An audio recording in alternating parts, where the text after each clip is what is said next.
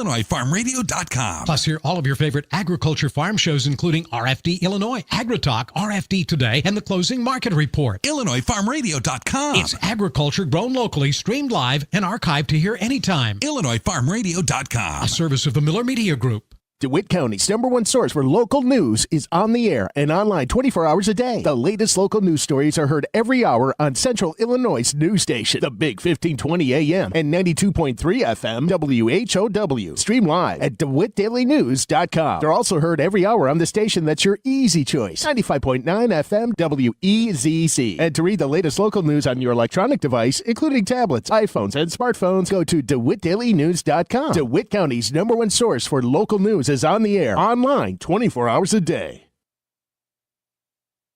Your friend in Central Illinois, WHOW. Top of the morning. Thanks for being with us. I'm your host today, Seth Lawrence. The WHOW Morning Show streams to Facebook and YouTube, brought to you by Peterson Insurance, your Pekin Insurance agent in Clinton. My guest in studio today is Heather Perdeu. She's the executive director of the Scovill Zoo in Decatur. Good to see you, Heather. How are you? Good morning. Good to see you. Let me turn your mic on. How about that? That would help a lot. There we go. All right. How are you? Yeah. Good. Thanks for coming out this morning. And you've got a little friend with you today. Who's this? This is APO, is a Kenyan Sand Boa, and she or he, I'm not really sure of what gender she is, but is 8 years old, and you can see she's a very small sized snake, and so they're one of the smallest boa species on Earth, and you would find them normally, obviously, in Kenya and some of the other eastern countries there in Africa, such as Ethiopia, Egypt, some of those other countries. But you can see she's fairly small, kind of has a pretty blunted little tail.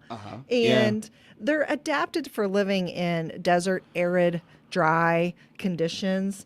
And normally they would burrow into the sand, hence the name sand boa.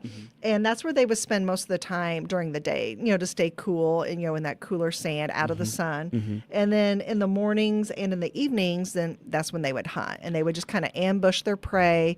And then, they're a boa, so then they would constrict and eat. And a lot of it would be, like rodents, some small lizards, things like that. Gotcha. So is that what makes a boa a boa? Is that it constricts its prey? Yeah, it's that family that will constrict, to eat their, before they eat their prey. Gotcha. And you can see if you look at her, she's a fairly small, pretty snake.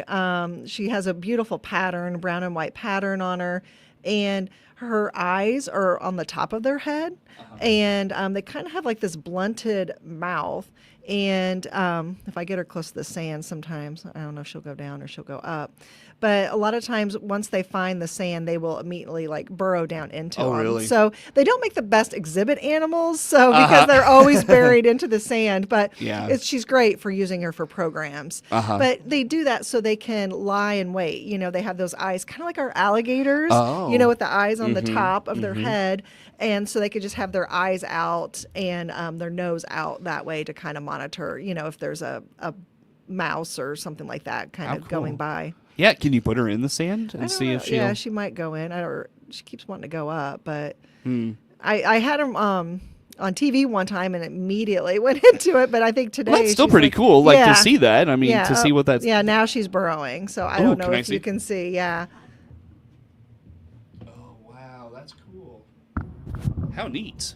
Yeah. Yeah, she's really getting in there. Yeah. Cool. So, they'll burrow in immediately. They have that little hard ridge, to help push the sand out of the way so they can get through. Wow. But again, that's why they don't make the best exhibit animals, because sometimes they're just hard to back see. up. Yep, now she's coming up. She doesn't like being watched, evidently. So when they're on exhibit at the zoo itself, what is their exhibit like? I mean, is it just sand like this little bowl here? There would be a lot of substrate for them to be able to burrow, because that's their natural behavior is to do that. We may have some smaller branches they could get up. I mean, they're not going to be ones that you would see up in trees, but they may, come out a little bit. We would provide them with a heat source, a UV source. And all the things that they would just need, we require in the wild. Gotcha. How often do you feed them? These guys, I think it depends. A lot of our snake species, they can be fed just once a week, and then it takes them that long to metabolize and digest that food. And then sometimes in the winter when it's cooler out, especially a lot of more of our native snakes, they naturally would, slow down on eating. So we may go like to once every couple of weeks or even once a month for some of our larger animals that aren't growing as quickly. So do you give them like live food? Usually we are giving them thawed. So they come frozen. We order them from a distributor that, they send us the frozen mice or rats, and then we just thaw them out for them. Gotcha. So do you do much for enrichment for them, or do they, like with like this is probably enrichment for Right. it? Yeah. I mean, a lot of it's just maybe varying their environment, because that's how they would be in the wild too. They would be maybe moving around and coming across different substrates, or, we move we call it furniture, like their branches and rocks and water sources around. Okay. We may be able to give them some different food sources. I don't know. Sometimes certain snakes are picky and they will only eat one type of item, but, other snakes may be able to eat little chicks or she's completely buried except for her tail now. And, we may be able to vary their diet a little bit more depending on the snake. Yeah. Gotcha. That's cool. So just her tail is out, huh? Yeah, now just her tail is out. So, now she's going completely under. And so, yeah, again, and we used to have them on exhibit. We don't anymore when we did our herpetoquarium renovations, just because they were so hard to see all the time.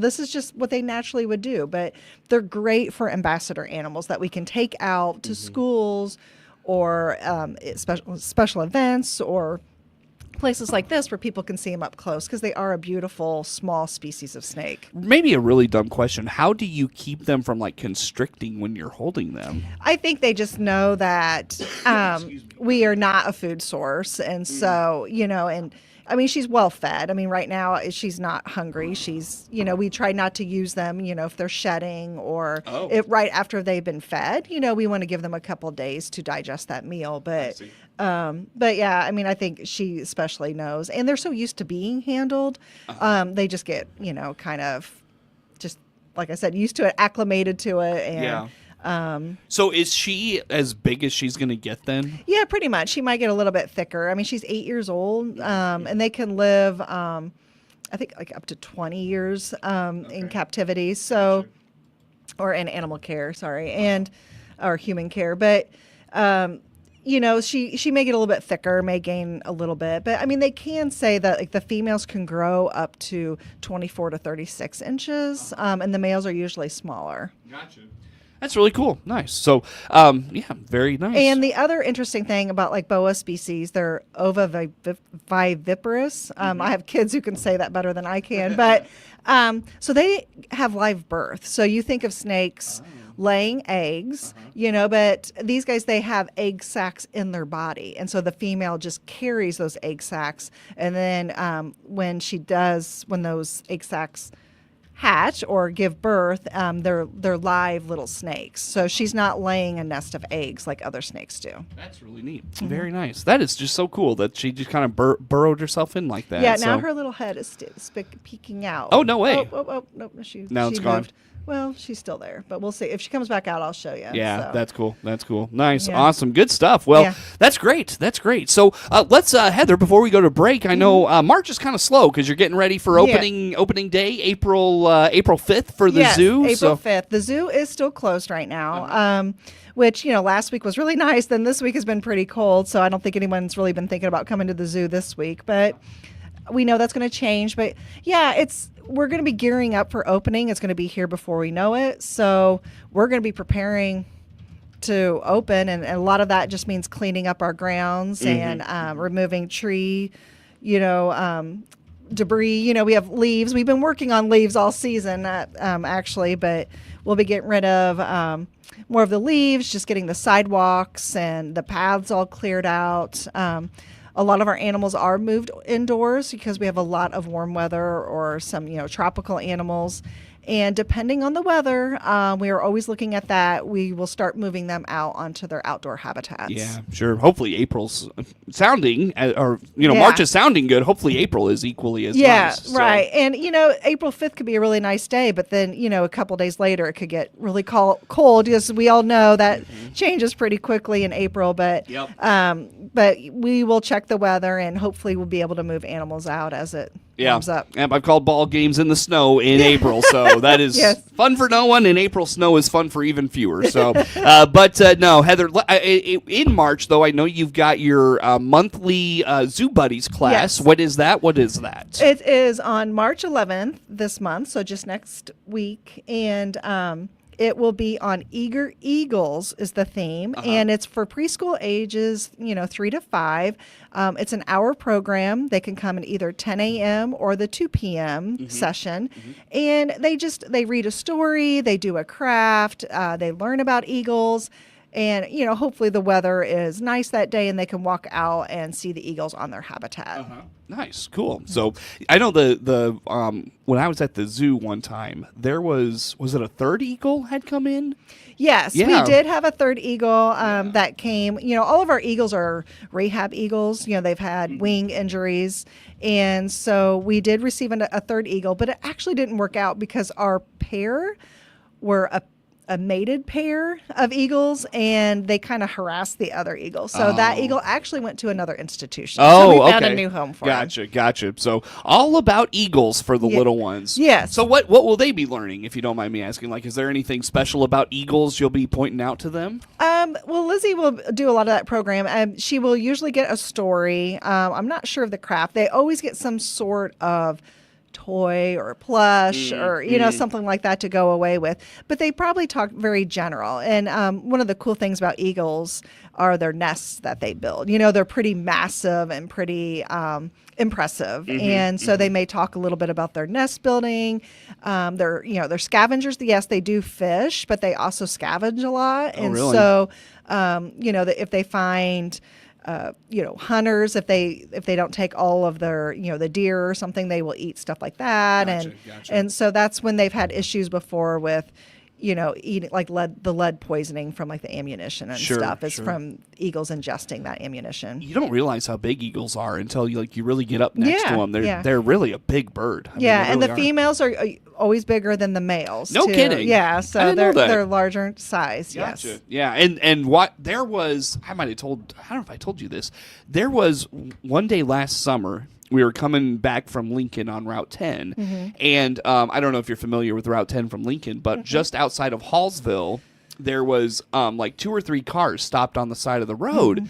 And I'm coming up on it, and I'm like, what is going on over there? And so we get closer and closer and closer, and I see this bird in the middle of the road. It's an eagle in the middle of Route 10, and people are just pulled over, like taking pictures of it and stuff. Was it just sitting there? Just standing there. Yeah, no, there was like no roadkill. Yeah. Just was hanging out on the road, and it flew away shortly Okay, after we good. got there. But no, and we'll see them. Like this little creek that runs down 51 back here. We'll see them around that wooded area off to the right there. Just a majestic bird. Yeah, really and we is. see them all the time at the zoo, which is amazing because at one point they used to be on the U.S. endangered species list, but they actually were removed because that's a good conservation success story, of them. And we see them all the time because we have the lake right behind us at the zoo, and they will fly through and they will land in the trees, along the lake. Oh, and no so kidding. it's really neat to see them. And our eagles will vocalize or chatter at them a lot. So so we usually know when there's an eagle around. Well, and I was going to say, does that ever become a problem with them? It hasn't. I mean, they don't come down into like the eagle habitat or anything, but they just vocalize. But we think that's probably good. I mean, that's a lot of natural behaviors they would be encountering other eagles, and so it's kind of normal. They're probably telling them to get away from their turf. And I see. So pretty normal. Very good. Well, Heather, I'll tell you what. Let's take a break and come back and talk more about the zoo. Best way for folks to learn about all things Scovill Zoo. They could check out our website at www.scovillzoo.com, and you can also go to the Decatur Park District website and find us there.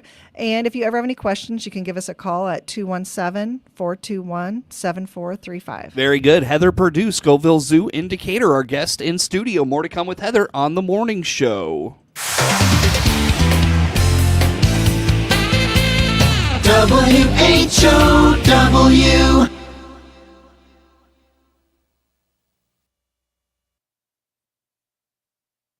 DeWittDailyNews.com is the area's leading local news source 24 hours a day, 7 days a week.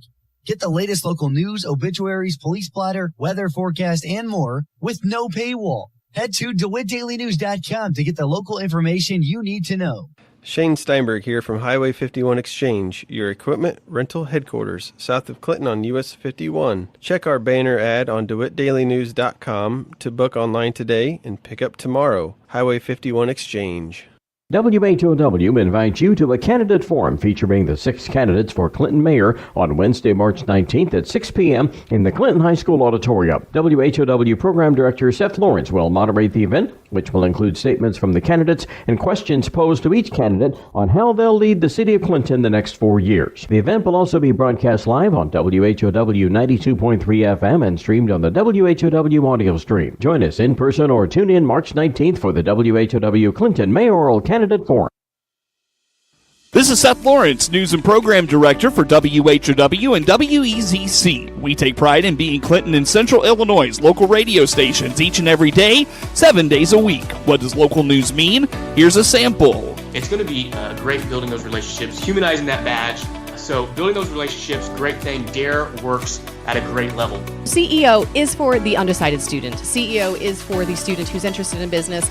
They're going to exclude the raceway from that noise ordinance. So they understand that there's public concern about, these loud cars at midnight. That building could very easily have sat empty for 10 years. You hear the local people that make the news every day, 7 days a week on the big 1520 AM, 92.3 FM, and 106.5 FM WHOW, and on your easy choice for soft hits, 95.9 FM WEZC.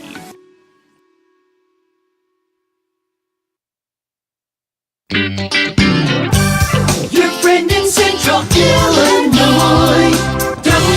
WHOW. Once again, good morning. Thanks for being with us. I'm your host today, Seth Lawrence. The WHOW Morning Show streams to Facebook and YouTube, brought to you by Peterson Insurance, your Pekin Insurance agent in Clinton. Heather Perdeu, Scovill Zoo in Decatur, our guest in studio today. And so, Heather, opening day, we mentioned April 5th. Yes. So between now and then, you mentioned getting kind of habitats ready for all the animals. What animals still need to come out, and what's the process for some of those? How about those things?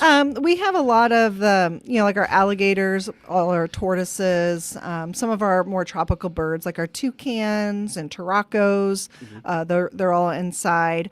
There's other animals like our monkeys and our flamingos. They actually have buildings that are part of their habitats. So when we have these nice days, we are able to let them out on into their habitat, which is really nice. Cool. But yeah, like those toucans and tortoises and alligators and our little golden lion tamarins, those are actually moved into another building. And so once we get closer and it's warm enough, it kind of depends on the animal. Like the alligators and the tortoises take a little bit more teamwork, just because they're larger. We have a trailer that we hook up to our bobcat, and honestly, our animals are pretty used to going in and out. And so our alligators, once they hear us opening up the garage door and getting like pieces of plywood and stuff ready, they kind of know. And we move the alligators one at a time. And a lot of times we'll just open the door and they're just kind of ready to go. And so they just walk down the aisleway. We use the plywood just as kind of, using it as protection for us, but, just to kind of move them. But again, they really know the system, and they usually will just walk down, and we have a ramp that goes into the trailer, and we just load them up that way, and then we'll drive them to their habitat. And then we have How much a do ramp. they weigh? The alligators, I am not 100% sure. I know our Galapagos tortoises, our male is about 500 pounds. Wow, but no again, kidding. I mean, that's why we don't really want to have to pick them up and carry them. So we get, Who can even carry them? Yeah, so it takes, 4 or 5 people, just kind of getting around them. Like we've had to pick them up for exams. So when our vet team comes, we'll Wait, the tortoise or the alligator? The tortoise. The alligator, we do exams on them as well. That's scary. Our reptile keeper went to a crocodilian AZA husbandry course, and he learned how to safely, we have a board and we strap them down, and so that's what we'll do. And we just have, again, make sure we have enough staff. And it's important, our vet staff is then able to draw blood. Our female has been getting some contraceptive implants that will help with trying to keep her from laying eggs, because she gets pretty aggressive during that time. And so we're trying this to see if we can keep her kind of a little bit more mellow throughout the whole season. And so we have to do things like that. So Interesting. That's crazy stuff. So but the alligator exhibit, by the way, what's kind of the future of that? We talked fundraising last time. Right. The last I've heard is that we're 99% raised. So they're kind of moving on to our next steps will be design. They want to make sure, we kind of had an idea of how much it would cost a couple of years ago, and we just want to make sure we're going to, go through the design, get a new quote, basically, and see if we're still, meeting that same. Because, everyone knows construction costs have changed a lot within the last couple of years. So we just want to make sure that we're on the right track still. Gotcha. That's awesome. Wow, I can't believe it. I'm quickly running out of time. I am so sorry. Did I miss anything coming up in March or about the opening of the zoo? We're pretty quiet except for getting ready to open. And again, we open April 5th. You're always welcome to call us ahead of time before we open to get those family memberships renewed. So that way, when you come to the zoo, you'll be ready to go and you can get right in. Sure. Memberships. Let's talk about that real fast. Yeah, we have family memberships. They're $120, and that includes, 2 adults, and we usually say up to 4 kids, but obviously there's always different situations, so we can discuss that. You're welcome to give us a call at 217-421-7435. And again, you get that membership. You get free admission throughout the season while we're open, and one time during Boo at the Zoo. And you also get reduced rate for the carousel and the train. All right, very good. So how do folks learn more about those memberships? You can call us at 217-421-7435. You can also check out our Facebook and our website. We also have more membership information on there. All right, very good. Well, Heather, always good to speak with you. Good to Thanks see for you. bringing out, and I can't remember her name, so forgive me, but the APO. APO. If I'm pronouncing that correctly Sure. myself, but yes. The Kenyan Sand Boa. That's awesome. Good stuff. Well, thanks for bringing her out today, and thanks for coming. And we'll see you next month. Very All right, good. see ya. Heather Perdeu is with the Scovill Zoo Indicator, our guest in studio. Network news comes your way next on The Morning Show.